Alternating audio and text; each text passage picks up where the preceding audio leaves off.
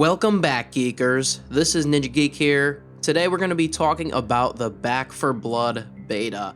I spent a decent amount of time playing this game from the moment that it launched in its early form until right up until the last day, which was August 9th. And today I have collectively captured thoughts from not only myself but from my friends, from other people online that I've seen from other videos and so on and so forth to formulate this video here, which is going to be going over the good, the bad, the ugly, and also as a bonus, my hopes for the full release of this game. Now, to preface, I love Left 4 Dead. It is one of my favorite franchises of all time, and obviously Turtle Rock Studios is the original creator of the original first Left 4 Dead. Obviously, Valve took a spin on that. They took over and created Left 4 Dead 2, which was a decent sequel. It is notably better than the first game. It has a lot more going for it, but they haven't made a new Left 4 Dead in years, in so many years, that the original studio that created the game in the first place was like, we're going to create the definitive zombie experience, and this is it. Back 4 Blood, right here. There's a lot of good things to say about this game. There's a lot of bad things to say about this game, and unfortunately there are some ugly things to say, but this video is constructive criticism towards the developers so that they can tweak and modify their game before the game releases to make it a much better experience, and that's really the goal of this video. So, without further ado, let's get into the good things that I have to say about this game. And firstly, and most importantly, the gameplay itself is fun, right? If the gameplay wasn't fun, I would not be attracted to it. Just like the original Left 4 Dead did many years ago, the gameplay is still really true to that experience, and overall it's very smooth and very fun. The graphics are pretty good, I would say. Obviously, I have seen some things online where some textures are kind of off, but the graphics overall, I feel like were very good. It's pretty much what I was expecting out of this game. The lighting work is actually amazing. Some of the experiences, there's like light that bounces off the trees, light in dark areas that doesn't like make the game so dark that it's unplayable or what have you. The game's lighting is actually very good. The music itself is pretty good. I do have some other things to say about the music in the bad section, but the actual like soundtrack is pretty good. Although I would like to hear some more of it, but it's decent where it is right now. One thing that I was not expecting about this game is the actual weapon variety. I was expecting maybe like 5 primary guns, maybe 10 primary guns, and then maybe like 5 secondaries and, you know, a couple of other miscellaneous items. But this game has loads of weapons and attachments to use at your disposal, and it's very unique. I was not expecting it at all, and it's something that is a pleasant surprise, and it just keeps the game interesting and fun.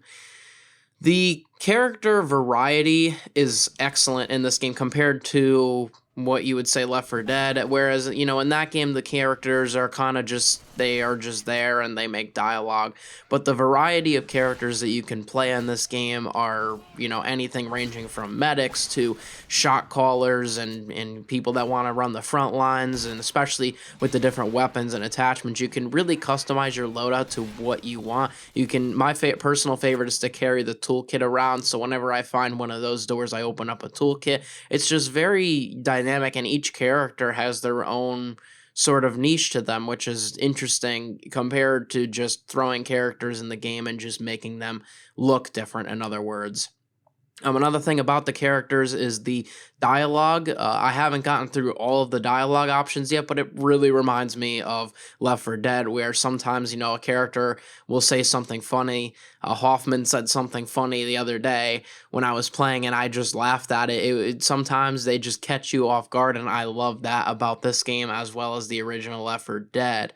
One thing I was not expecting at all was the practice range at Fort Hope. Very good to test out all of those weapons and arsenal that we just talked about before, but it's also interesting because it's actually fun to just go in there with friends and just take each other out like as if it was like a private match or something like that. It's actually pretty nice. You can test out a bunch of different weapon combos and stuff to see what guns you like. There's infinite ammo, so you don't have to worry about that. It's a great thing. Another thing I love about this game is the fact that it kind of harkens back to the Left 4 Dead age, which of course that's what they're really trying to do here. And there's a lot of writing on the wall, how in the original Left 4 Dead they made innuendos to other various games like Dead Rising and stuff like that, and other TV shows and movies on the wall. And in this game, I'm starting to see that. Obviously, we don't have the full campaign yet, all of the maps and everything like that. But just in the first campaign that we did get with the beta, I did see a sign that talked about Rick, and from what I assume from reading that, it looks like an innuendo to The Walking Dead Season 3 Clear.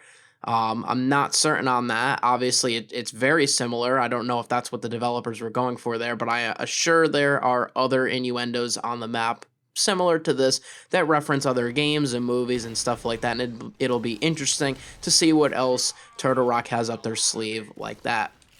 One other thing I will put in the good section is the card system. Some people probably won't agree, but from the general consensus that I see online, I think that the card system overall works well.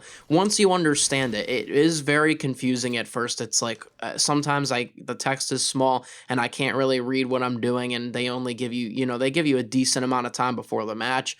But because they give you that amount of time, it kind of slows down the pace for everybody else if they already picked cards. But once you understand what the cards are and you get to read them and you have your deck in your slot, the cards work very well to also creating that character that you want to tailor yourself to.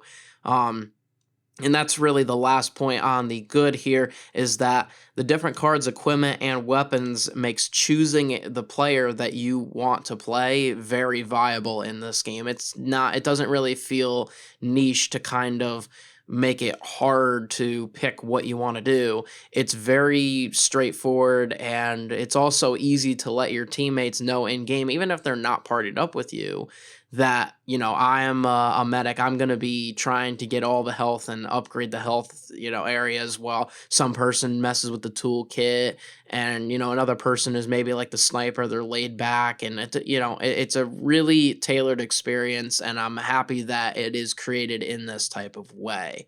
Now, unfortunately, we have to move on to the bad things. There are a decent number of bad things in this game. I think that a lot of the good things were they are major points, but there are some minor ones in there, and there are ones that kind of overlap each other. But the bad things are things that are not really to be overlooked at all. So to start off, I would again put the card system coming from the good things into the bad things. And a reason why is because I hope that for the full game, they kind of explain this card system a little bit more. I know that obviously there's videos and everything that explain it online, but in game, it's not really intuitive you kind of get thrown into a match and the cards are just there. You have the corruption cards, which kind of affect the negative impact of the game, and then you have your own cards, which will tailor against those corruption cards and better you as a player. But it's not really explained all that well, I feel.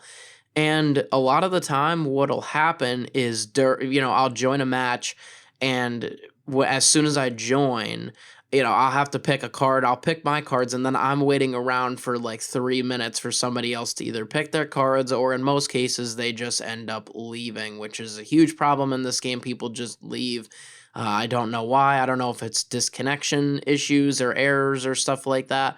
But moving on to the next thing in the bad things, I have heard a lot about lag and disconnection issues and server errors and stuff like that. I've only had a very minor issue where I wasn't able to play the game for about 10 minutes, but overall, I did not really lag anywhere. I did not get disconnected or anything like that, but I have heard a number of issues downloading the beta as well as playing it. So there is that to know. Obviously, I expect that to be the case. It's a beta. It's not fully fleshed out with its servers and all of that yet. But moving on to the next thing in the bad things, there really wasn't an audio cue. There maybe was a little bit, but I don't believe there was any audio cue for the special infected, or as they call them in this game, the special ridden, which are the Hawker, the Bruiser, all of those guys that try and attack you. So if you go back to Left 4 Dead, right, which is really what they're trying to harken here, the game had special audio cues when like the hunter would come out and you would know, okay, wow, that's definitely, there's a hunter creeping around. You would know when a boomer comes out. You know when the tank is there. You know when there's a witch coming up from the audio cues that you hear in game. Back 4 Blood doesn't have that, and it just kind of makes it bland. It makes the special written bland as far as that goes, but not only that, it just makes it harder to know when something is coming. And I get, they have the surprise element of attack, but even in Left 4 Dead, there was a surprise element because you never really knew where they were. You just knew that they were there, and I kind of wish that they would bring that back, where they have the audio cues signaling special infected, and each one has their own audio cues. The next point in the bad section, I can kind of see it sway both ways, is the ogre. Now, to preface, I'm a huge fan of like big boss style battles, but the ogre is just a disappointment, in my opinion. The reason why, number one, is because it's planned every single time. So every time you play on the second mission of this particular campaign, you will fight the ogre. It's not random, it's just planned every time. And he pretty much does the same thing every time. So for about 75% of his health, if you can chunk him down that much, he will attack you. He will throw stuff at you or push you back, etc. But then he'll just kind of go underground until later on in the mission when he'll come back out again and you basically fight him and kill him. From my understanding, there are going to be mini ogres in the game, or more bosses like that. Obviously, I would hope so. But at the same time, it's kind of weird to have this big boss in one level out of the 8 levels that we're able to play, and you kill him in the same level, and then after that, it's just kind of no big boss, just special written. It's a weird balance that they have going there. And basically, I like the ogre is cool, but comparatively to its counterpart, the tank from Left 4 Dead, it's really no comparison. The tank, I feel, was just better in every single way. Obviously, it was smaller, but bigger doesn't always mean better, right? The tank was, menacing. A tank would come out, and it would be random every single time, and you would have to fight it. You would literally either have to fight it, or in some instances you could run, but it was just so unique and so random compared to the ogre that comes out every single time and he does the same exact thing. It's cool for the first or second time, but after that it just is not really anymore. So I hope that Turtle Rock can take some knowledge from that as they continue to play through it and say, you know what, yeah, there needs to be some more variety in here. And there will be other things that we will talk about in the hope section of this video later on, so stick around for that. The next section, or the next thing I would put in this bad section, is the map layout. I feel like the campaign overall was pretty decent. They had a lot of areas that harken back to the original Left 4 Dead, such as Death Toll. Like, a lot of stuff came from that. They have like the ferry that you cross, obviously the boat, and Francis, how he hates boats. They have the fields, the forests, everything. It really harkens back to a lot of the Left 4 Dead 1 style maps. But the actual design is different in a way comparatively to those Left 4 Dead 1 maps, because in Left 4 Dead 1, the areas felt more open. They felt a little more open-ended, and there was a little more places that you can explore, whereas these maps are, there are things that you can explore, and there's a lot that you can, collect and what have you, but it feels a little bit more narrow, whereas Left 4 Dead was more open. So in Back 4 Blood, you'll be kind of going along more a narrow path compared to a wider map, and not that that necessarily is a bad thing, but my worry is that all of the campaigns, if they're all like this, it won't be a good thing. So I hope that going forward that they take that into consideration and they tailor the other campaigns to be a little bit more different comparatively to this one, or maybe they have one that is sort of the same, closer, narrower, and then they have more open style maps. And there is going to be another thing about the maps in the hope section of this video as well.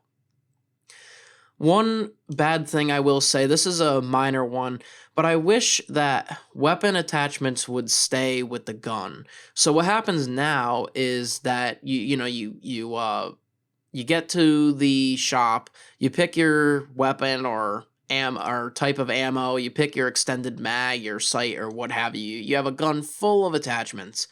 You're going through the level and you find a gun that you want to pick up, right? Like let's say you have an M4 and you pick up and you say, "Oh, that SCAR looks really good. It's one level higher. I want to pick it up."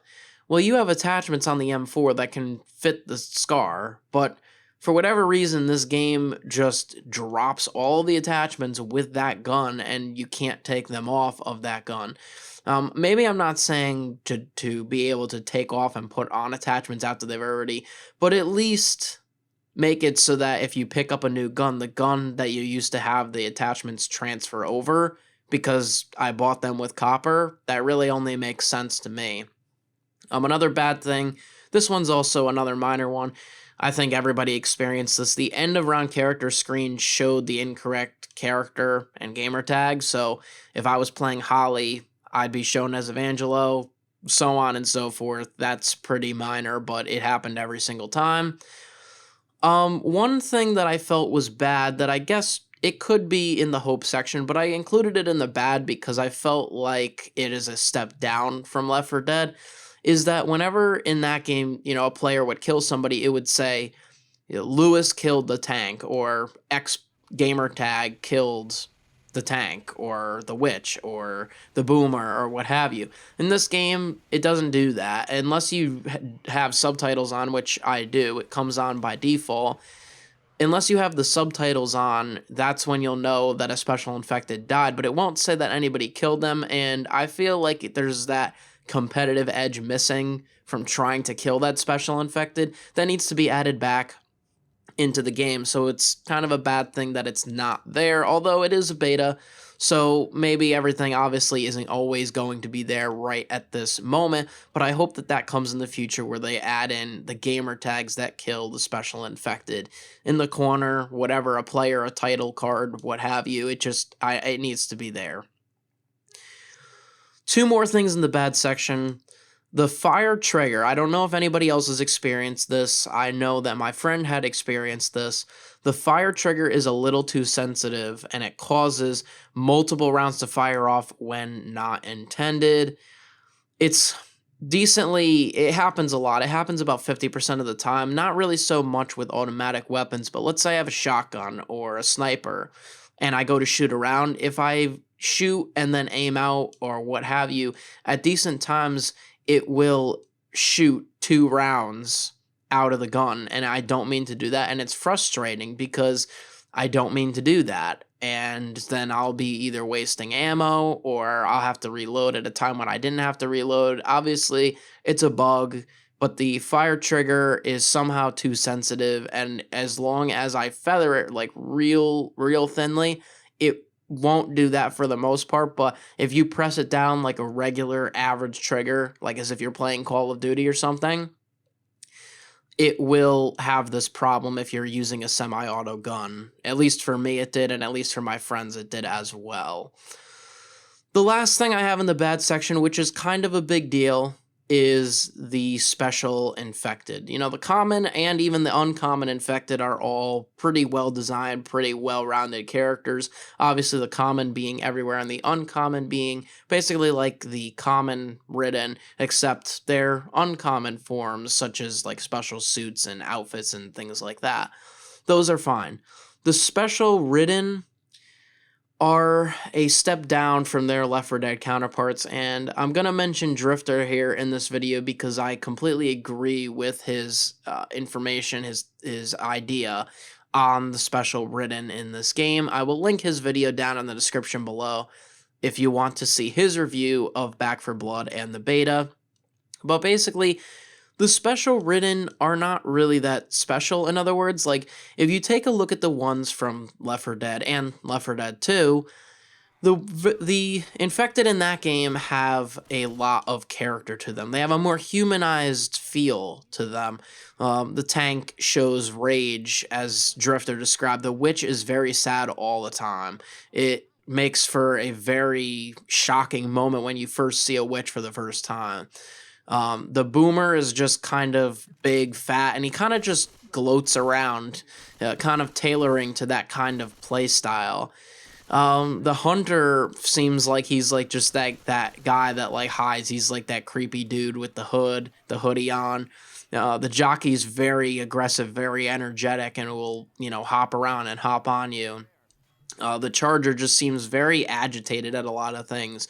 You can put a lot of human personality traits into a lot of the special infected in Left 4 Dead, whereas in this game, I don't really feel like there's a lot of that going on, especially because of the audio cue that is missing from them. I feel like that also plays a big part in it, but the characters themselves don't really have that kind of backstory. They're just kind of zombies with extra abilities, and that's kind of a step down for me, especially because of the versus mode where you actually get to play as these zombies, which we will talk about very shortly. It doesn't really feel enticing to play as them compared to their Left 4 Dead counterparts. So I hope that my hope is that going forward that they add in well, of course, add in the audio cues for the special written, but that they add in some kind of storyline for them, like emotionally, like, the hawker feels this way or acts this certain way, and it will give a personality trait to them that will make it feel more gripping, in other words. We are finally past the bad section, and now we're into the ugly section of this video, the meat and potatoes of what everybody wants to hear, and I have two things to say about this game that are ugly. Obviously, I'm not going to be able to get every single thing. I thought of this over the course of the time that I was playing the beta. There are probably going to be more things that I have to say about this beta come the next weekend when everybody gets to play. But as far as right now, everything right now has been collected, and I'm trying to give you guys the most information as possible. The ugly things are the bots. Everybody is complaining about the bots, and I fully expect the bots to be changed before the game's release. They are very bad. Obviously, if you go back to Left 4 Dead, right, the bots were just bots. You didn't really think much of them. They would walk around with you. They would shoot the infected. They would heal themselves. They would heal you. They would heal other people. They would do everything normal. Obviously, they weren't amazing players, but they were bots. The bots in this game are stupid, and it's mind-numbing that anybody can be worse than one of these bots. And yeah, I have ran into that too as well, but the bots are not very good. They will not heal anything at all. They will say that they are low on health. They'll say you should heal. They'll say other characters should heal, but they won't heal themselves, even if they have a health kit, if they have pain meds, if they have bandages. If I point them out on the ground, if I say there's bandages here, they will not take them. They will not use health. They will not use it on others. They just don't deal with health, which is not good in a game like this. They get stuck in a lot of places. There was a scenario where I actually was... I placed a turret down earlier on in the level, and I went through the level. I had one other random person with me, and then we had two bots. Bot Mom came with us. Bot Walker got stuck somewhere in the past, and we were already at the church, the part where you fortify the windows. So I end up going all the way back after everything is, done. We fortified the windows. It wouldn't let us close the safe room because Bot Walker was stuck on something, so we go back to check on him, and he's stuck on the turret. He was not programmed to leave the turret, which made him not able to move with us. And the only way to get him to move was to hop on the turret and hop off and then walk back all through the level again. The bots will also twirl around. They don't really know what they're doing. They don't really have a direction, and they will not get you up. In some very rare instances, they will try to get you up, but most of the time, they literally stand there and watch you get pinned and attacked, and they will not get you up if in a down state. It is very frustrating. Obviously, if you're playing with a group, this whole entire section about the bots does not matter, but most of the time, for whatever reason, people don't join in. I don't know if it's because it's a beta thing or if it's an early access thing where there's not that many people playing, or if it's a server issue that people can't join in mid-match, or if there just aren't that many people playing, or whatever the case is. People usually were not able to join into my matches unless I hit quick play and I joined into somebody else's. And even then, when I joined into somebody else's, it would spawn me along with the stupid bots in the game. So there was multiple bots and myself and the other players running around as if there were duplicates, and the game didn't really know what to do in that sense. So overall, if you're playing with other people, this section doesn't really matter if you have a full group, but if you are not and you play with randoms or you play by yourself, be aware the bots are not fun and they need to be fixed before the game comes out. Otherwise, it's going to be an absolutely horrendous experience.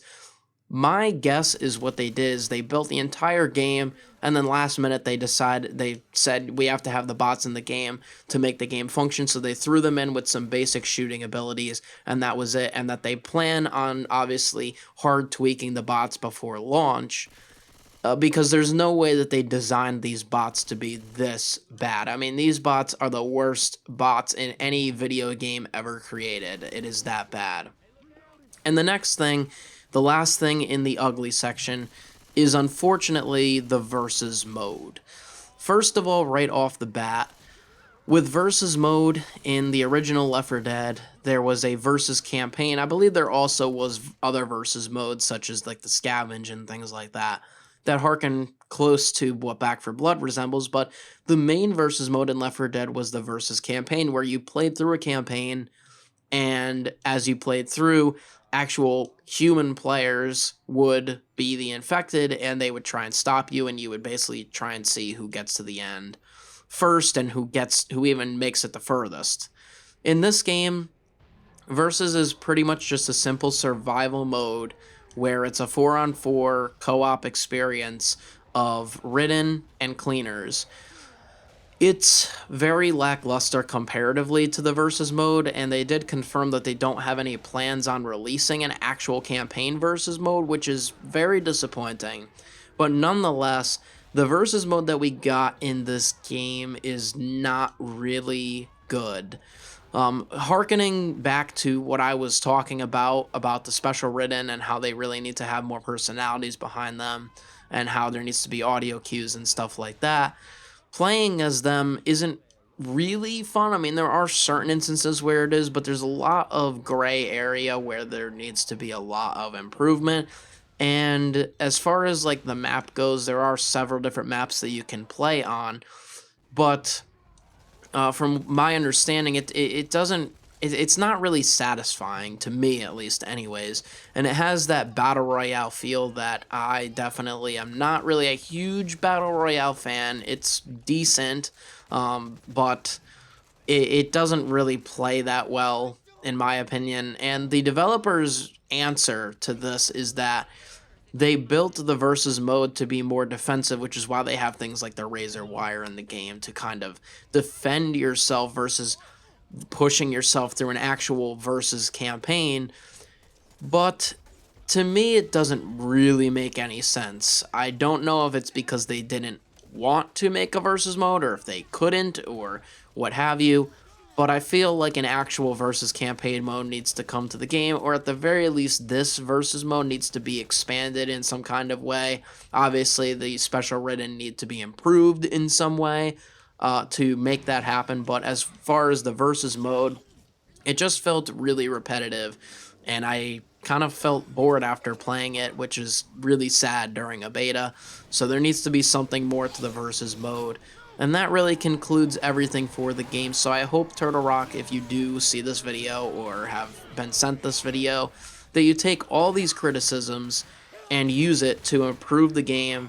I'm not here to bash the game. I really like this game and I want it to succeed, believe me. I love Left 4 Dead. It's one of my favorite franchises, and I hope that this game turns out amazing at launch. Moving on, my hopes for the full release. There are also some bad things mixed in there, but it's mainly hopes for the full release of the game. I'm not really sure if the developers have talked about this, but I feel like there needs to be a full level progression system. I guess you can say similar to how Call of Duty does with the leveling up, level 1, 2, 3, so on, etc. What we have in the game right now, where you get supply points and you buy different cards and different sprays and customization options and stuff, that's all pretty good. That's all really good. But I feel like there needs to be an actual level progression in the game to make it that much more dynamic, and I hope that that comes to the game, or if not that, at least some kind of progression system where it feels like you're leveling up in some sort of way. I'm not really sure. I didn't play this game on PC. I don't know if it has an FOV slider yet in the beta. I assume it definitely will on PC, but I hope that it comes to console. I did not see it in the options menu. Maybe it is on console. I don't really know. I looked for it. But if not, there needs to be an FOV slider on console. I felt like the standard FOV was just a little bit too zoomed in for me, and I would like to see that FOV slider. The next thing that I hope for is that the other campaigns, right? The campaign we got was pretty decent. But my hope is that they don't just copy and kind of paste the same kind of forest environment and the outside and the woods and the boat and everything like that. I hope that they don't just like copy and paste that into other maps and just kind of like make it a different route. My hope is that they have unique map variety. What I mean by that is, if you take a look at the original Left 4 Dead, right? They had an airport. They had, obviously the foresty areas. They had decent, they had a farmhouse. They had a decent number of things that made the game unique. But in Left 4 Dead 2, it's really where it shined, with the mall, and which was the atrium, and then they had Dark Carnival, which is my personal favorite campaign, set at an amusement park, or a carnival, if you will. And I feel like Back 4 Blood needs to have something like Dark Carnival, something, interesting as far as map variety goes. We cannot just have the forest and the standard outdoors and the woods and the boat and all of that. We need to have map variety. We need to have, amusement park, a mall, what have you, something new, something fresh that I can't even think of as far as the map design goes, that will keep it being a great game instead of just running through the same kind of environments over and over. And I assume that that's what they have. I mean, they haven't really revealed anything about the other campaigns yet, but I assume that that's really what they have in store, but hopefully that's the case. Another hope that I have is that the corruption cards are indeed random. Right now, we are in beta stage, and every level that it loads into, it gives me the same corruption cards that I had previously when I played that level, and I assume that's because there's not many corruption cards in the game at the moment because it's a beta, and or if that's the way that they designed the game. But my hope is that for the full release, that the corruption cards are actually random like they say, and when you go into a level, it will load a random corruption card and or two or what have you into that level, so that way it's unique every single time and not the same corruption cards. I assume that that's what they mean. I assume it's because it's a beta that they don't have all the cards in there, and I assume it's because it's a beta that they have it the way that it is, but that's my hope for the future.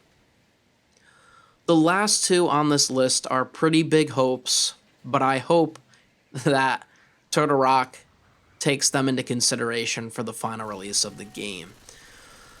There really is no witch character in Back 4 Blood, which is kind of sad. Obviously, if you remember the witch from Left 4 Dead and Left 4 Dead 2, she was a very sad infected, and she had a lot of health, and she would chase the player down if you startled her. The counterpart in Back for Blood, I guess you can say, is the crows, because if you startle her, you get a horde, but I associate the crows more with similar to being car alarms, so I don't really consider crows to be the witch. And there is a special ridden called the Sleeper, which will hide in pods against the wall and will attack you if you don't see them. I mean, there are little sound effect cues that will come out when the Sleeper comes out specifically, but it's not really like a witch because it doesn't really have a lot of damage, and sometimes they're easy to spot out if you're paying attention. So there really isn't a true witch character in the game, and I hope that there is, or at least something similar to it. There needs to be something that's a little bit more beefy, that takes a little bit more to take out than just the average special infected that has like a major ability such as knocking somebody down instantly like that. It was a major game changer for Left 4 Dead and Left 4 Dead 2, and it's missing here in Back 4 Blood, that kind of aspect. And the other thing, the last thing on this entire list, is a tank-like character. Now, going back to what I was talking about before with the ogre, I've heard that there are maybe like mini ogres that come out that would probably be the tank-like character. I hope that that's the case. And then again, using the audio cues and stuff like that, full of rage, this and that, what have you.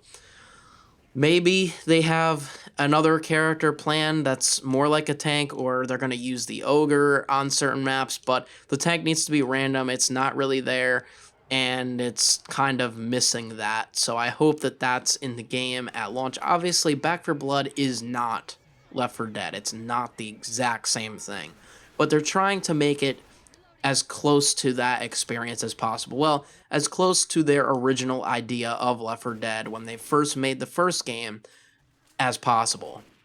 And in order to do that, I feel like Turtle Rock needs to take everything on this list and put it into constructive criticism on what they can do to improve the game. Obviously, there are things on this list that are easy to improve. There are things that they know, okay, we are going to do this, like what he mentioned. There are things that are easy to improve, and then there are things that may be tougher and may not be able to be done before the full release. But I hope that this gives direction to the developers and to you guys about my thoughts on the Back 4 Blood beta. Overall, in its current state, it is a fun co-op zombie shooter, and it's pretty fun to play. But if they don't take in these criticisms and change the game from the beta to the full release, there's going to be a lot or a lack of that feeling of accomplishment like Left 4 Dead had. So that's it for today's video. Let me know what you think about Back 4 Blood and the beta. And if you haven't played it yet, what do you expect from the game? Or what are you hoping for when it comes out this next weekend from the beta? Let me know your thoughts on all that below. But anyways, this is Ninja Geek. I'm almost out after 40 minutes. And peace.